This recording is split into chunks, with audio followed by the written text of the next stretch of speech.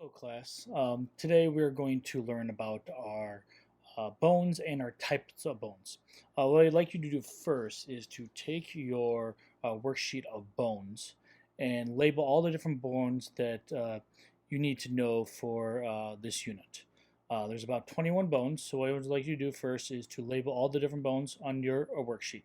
Once you're done with that, you come back to me and we will continue on to talk about different types of bones.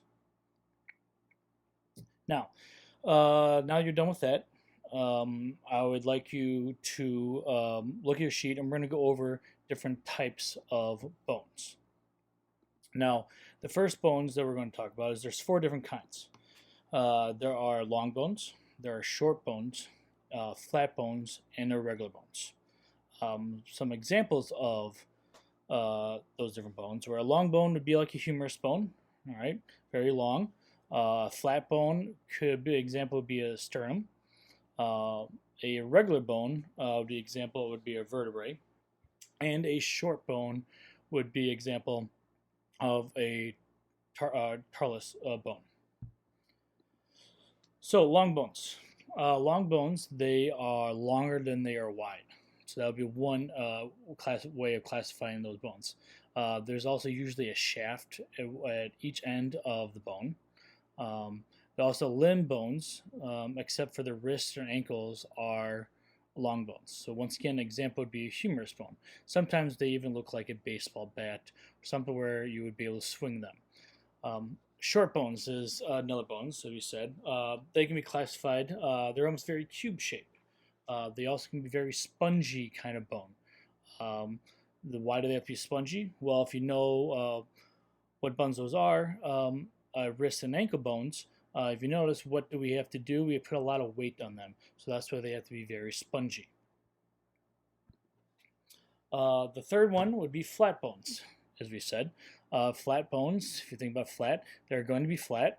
They're going to be very thin, and they actually usually have some different curves in them. There's actually two thin layers of flat compound bone, which sandwiches the sponge bone.